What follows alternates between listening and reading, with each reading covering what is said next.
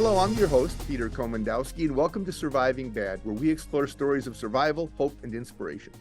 Today, we talk about Caden's Closet, an organization that provides a helping hand for children when they find themselves with absolutely nothing.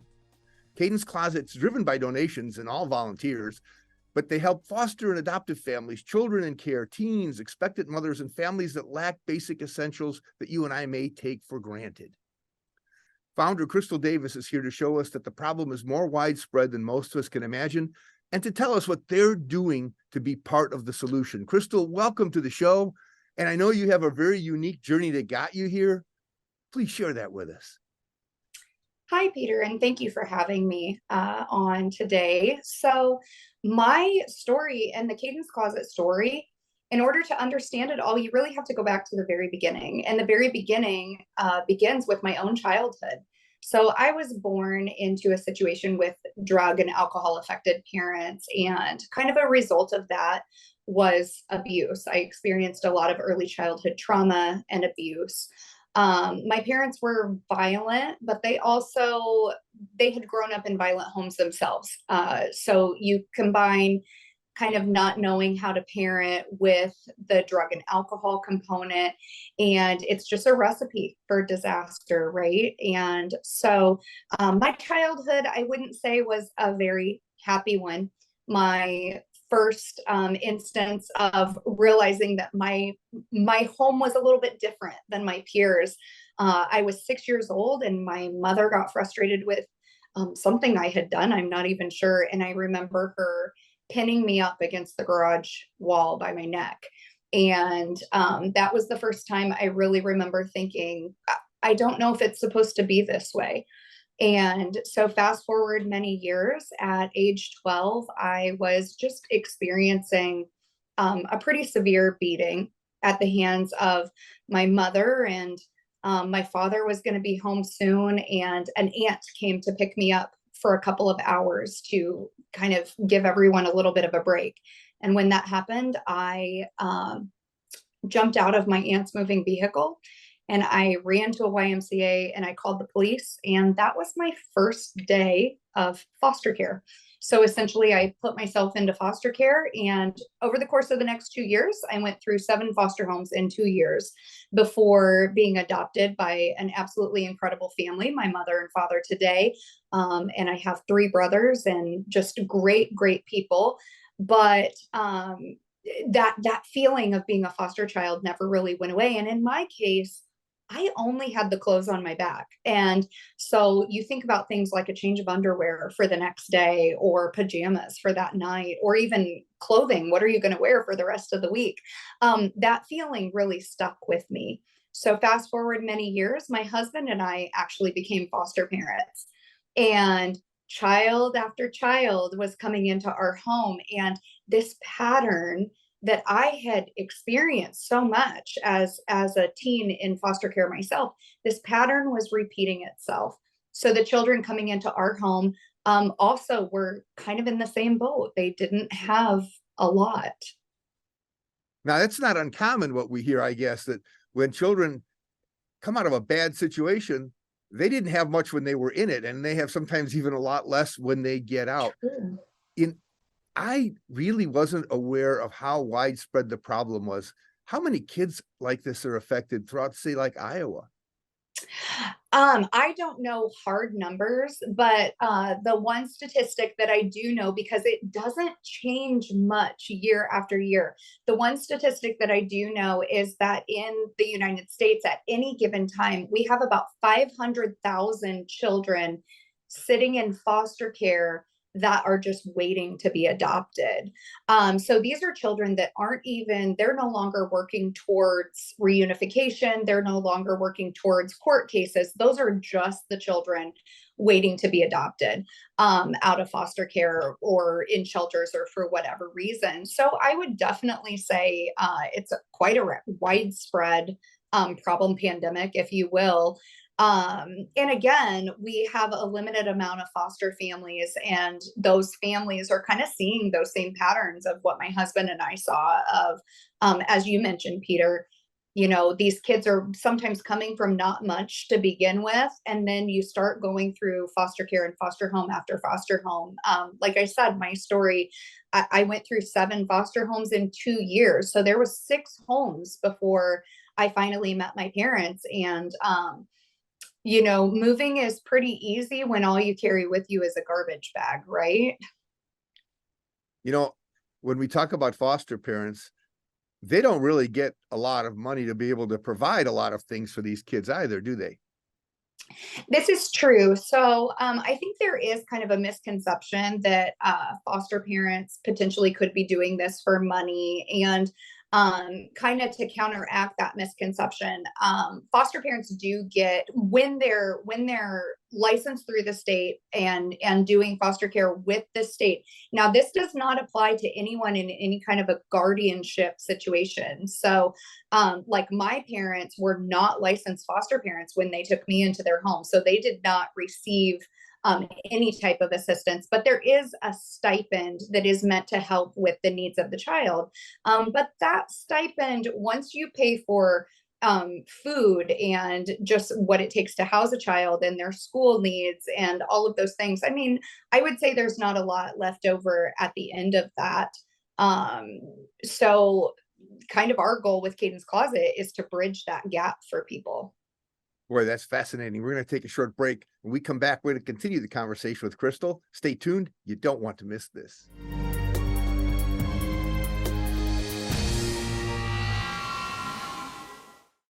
Malware and bots and worms, oh my. The wild, wild web can be a scary and complex place. And as our digital world expands, so too are the threats. Watch out, Trojan horse. That's why at Mediacom, we take security very seriously and monitor our networks around the clock to stop threats before they can affect you. Not today, rude kid. Not all internet is created equal. We build ours to keep you connected and protected. If I could go back and change it all, I would. I think I'm gonna miss you the most. I'm sorry. I'm so sorry. I'm so sorry. Maybe it's just the little moments. If I could go back and change it all, if I could go back, I would. But I can't.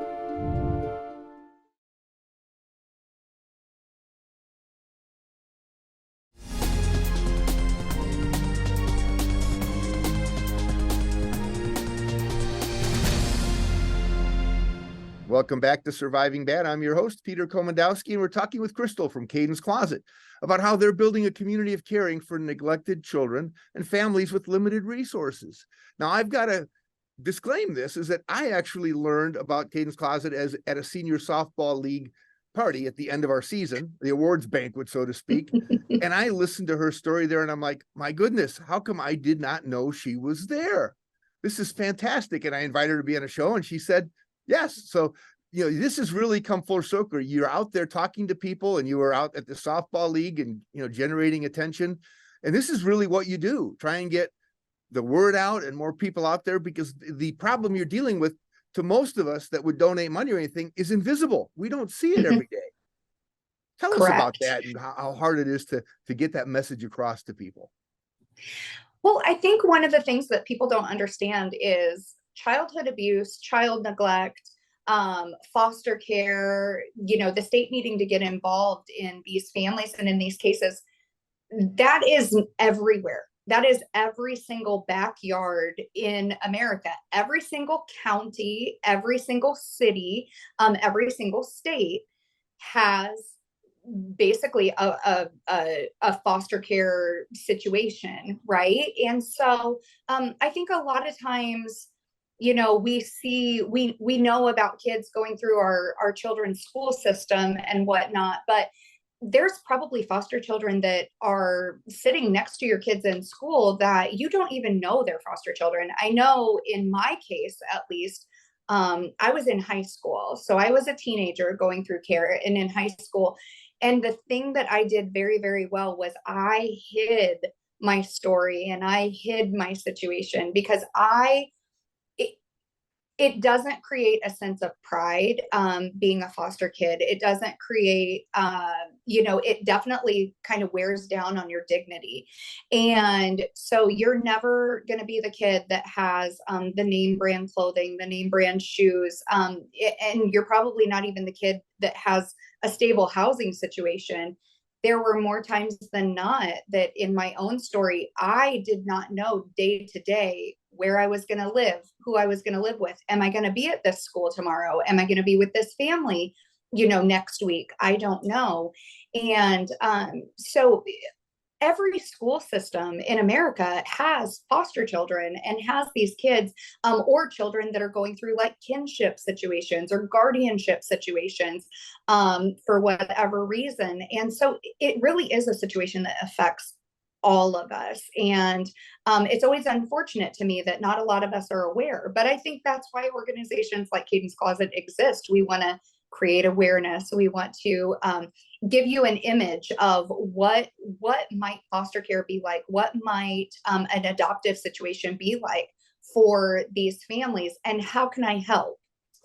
Now tell us about how you started and built the organization and how you run it. What do you have to do to run it as a business? Yeah. So we talked a little bit before about kind of this reoccurring pattern that my husband and I were seeing with foster care and with the children that were coming to us. And so at the time, I also had 2 older children, and my basement was full of totes and a disassembled crib and some of these items at one point in my life before I had gotten rid of all of them, right?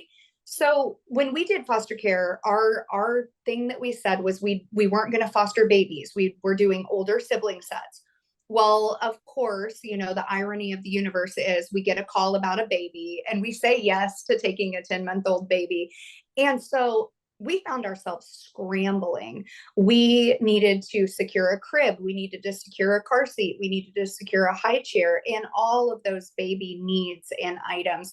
And luckily for me, this was kind of when social media had taken off. And so I was able to post on Facebook and say, hey, I'm going to have a baby moving into my home. I need some help. Which of my friends have these items? Ironically, all of my friends were able to fill those needs, but not all foster parents or not all family situations, not all people are as connected as I was. And it occurred to me that if we had a central location, say a closet somewhere, where people could take these items that they had used, perhaps raising their own children, but they were done with, and the items were still in new, like new, or gently used condition, we could essentially crowdsource community resources. We could donate those items and have them located at a central location where then foster families or adoptive families could come in and shop those items free of charge. So that's really where the idea of Caden's Closet came and took place. And it was really important to me in the very beginning stages of creating this idea that we do this 100% volunteer and donation run. And so I knew that through donations, we could receive the items, and I knew that I could get the word out to families to come shop for the items. But then you have this idea of overhead and staffing, right? And so I started plugging the idea to different churches or different organizations or people that I knew had business space, and just trying to find places that were willing to donate the space as well as the items we were receiving. So we're going to take a short break, and we're going to come back and continue our conversation about how volunteers at Caden's Closet are making a difference in our communities. Stay tuned. See you all after the break.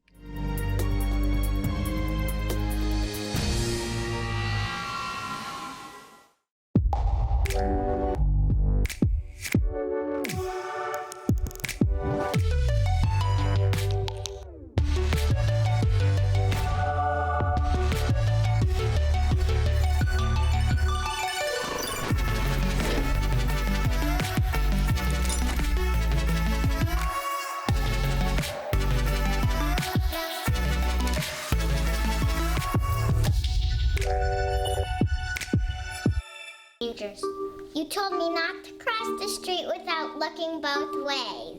You told me not to touch the stove. You told me not to do drugs. You told me not to drink and drive. You gave me so many messages about how to stay safe. Why didn't you keep me safe by properly storing your gun?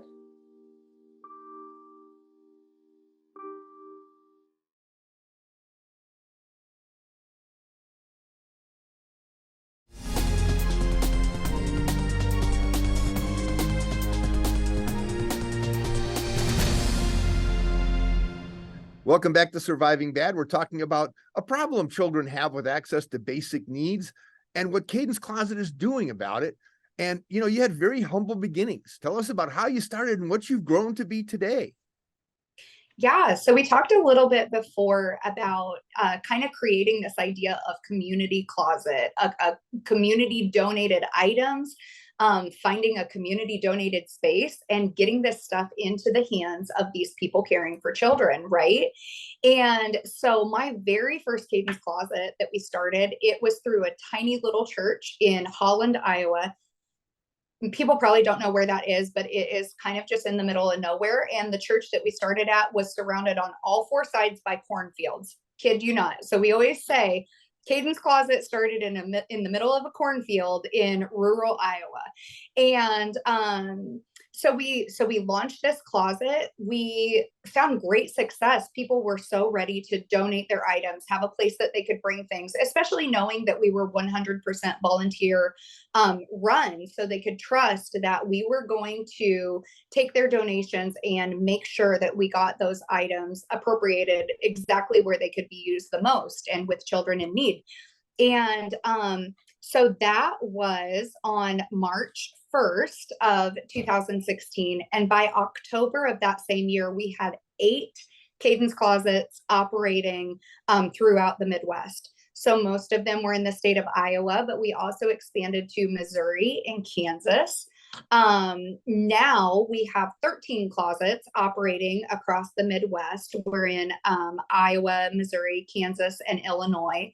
We've also helped launch closets. They're not under the Cadence Closet umbrella, but we have helped launch, use our same business model and share that with others so that they could launch a closet of their own. We've launched in Virginia and Kentucky and Minnesota and worked on one in Montana. And so even though they're not under the Cadence Closet umbrella, we're trying to make sure that this resource, no matter what it takes to get it to the families that need it and get it to the children that need it, that we have a Cadence Closet or Cadence Closet-like resource in every community. Because like we talked about before, foster care exists everywhere. And so we believe that everywhere where foster care exists, we need to have a Cadence Closet presence as well. Now, where's Crystal going through all this? This is a big sort of a career change for you. Absolutely. To be doing this, and it's really growing. What do you see for yourself and Cadence Closet in the coming years? Wow, that's quite a question. Well, I think as we mentioned, seeing the resource expand, we'd like to see Cadence Closets in as many communities as we can get them in. But we also, we engage in a lot more than just the physical closets. So I would love for people to check out our website and see some of the other stuff that we do. But some of those things are, we have portable food pantries in 6 different communities. We offer scholarships to graduating seniors that are going on to further their education, that maybe came through foster care themselves or engaged in community service. So we offer our scholarship programs. Cadence Closet does disaster relief work. So that kind of came about on a whim after Hurricane Harvey and Hurricane Irma ravaged both Texas and Florida. We started a disaster relief team. And again, falling under that 100% volunteer and donation run model, we were able to make greatly tangible differences for families. We weren't going into the areas that FEMA already was or Red Cross already was. We were going into the areas that weren't receiving help and weren't receiving the majority of the donations. And so we were able to make a tangible difference there. We have just a lot of programs and a lot of different events that we do. We do back to school events where we provide children with their school supplies and backpacks and free haircuts. Many of our Cadence Closet sites offer these events. We offer Christmas Wonderland events where children and their families can receive their entire Christmas from Cadence Closet. So large toy, small toy, stockings, fully stuffed stockings, socks, hats, mittens, packages of underwear, stuffed animals, the whole works. So, and at those events, we try to have Santa there and do a lot of fun things. So, the possibilities are endless with where Cadence Closet could potentially go next. But I think it's definitely worth a look for anyone watching to go check out our website and see some of the things that we're already engaged in. Maybe we're in your community already and you don't even know it, like you, Peter. Well, we're going to take a short break again and ask you to come back and share some final comments, insights, and inspirations. And also maybe touch on the idea, because I know you're still engaged. You talk to parents and young birthing mothers about some of their needs. I'd like to hear some of that, because that's an important role you play too in the community. So see you all after the break. You don't want to miss this.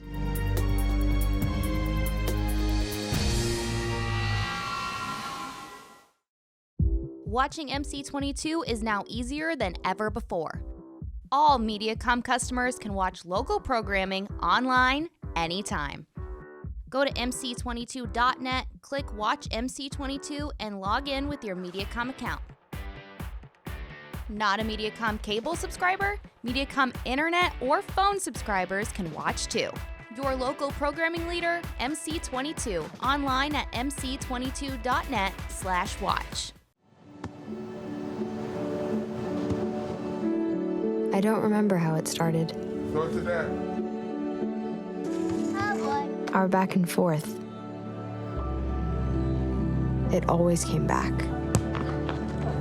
Dad! You probably don't remember what you told me. That was perfect. But I heard every word.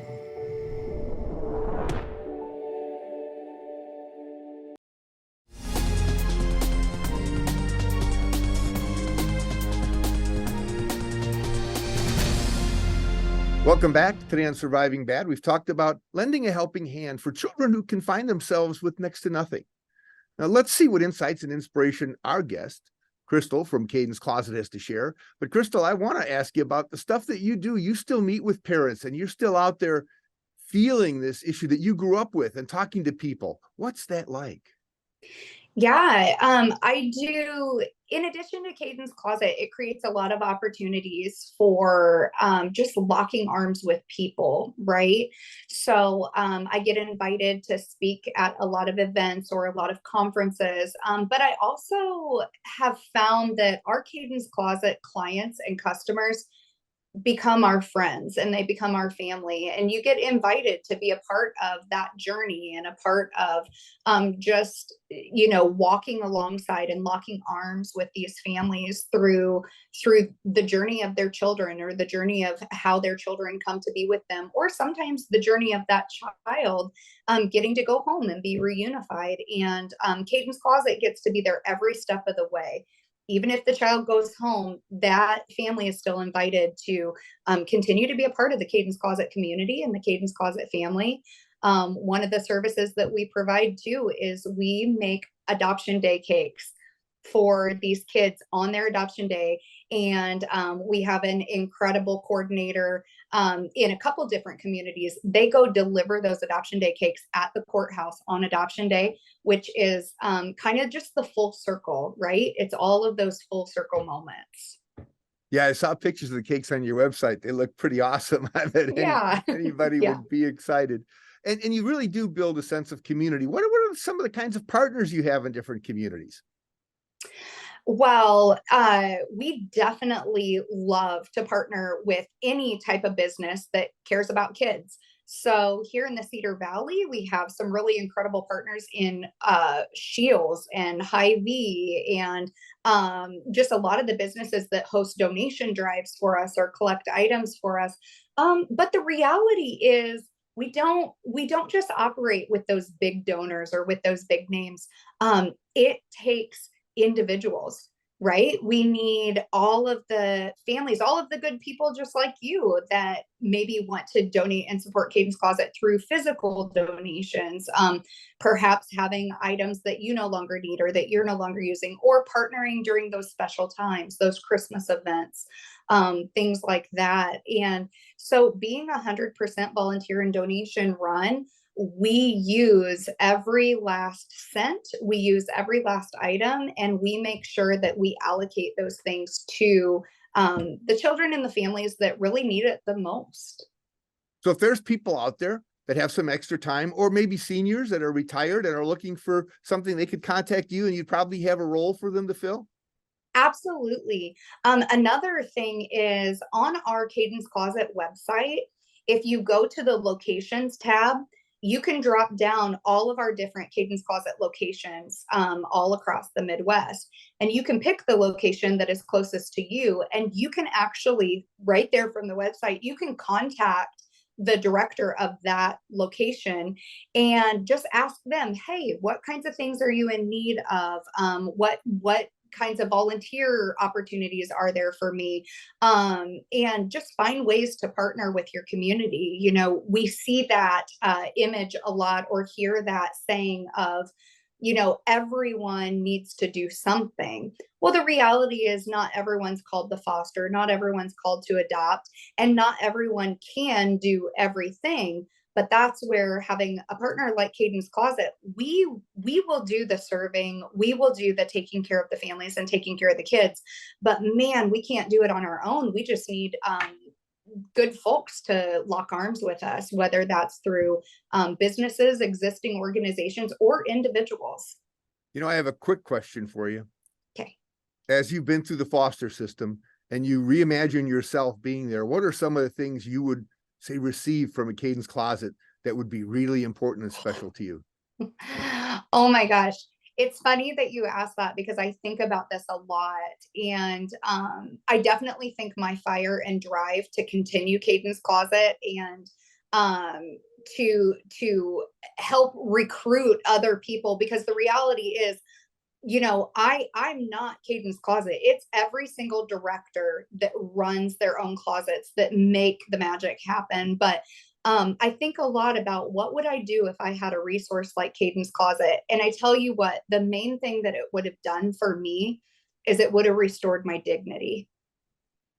That's a fantastic message. I thank you so much for joining us today and sharing your story. And I thank you all for watching today. Check out our website at healthyiowa.org and keep your eye on MediaCom MC22 for our next episode of Surviving Bad, where we explore stories of survival, hope, and inspiration. I'm MediaCom MC22, your local programming leader.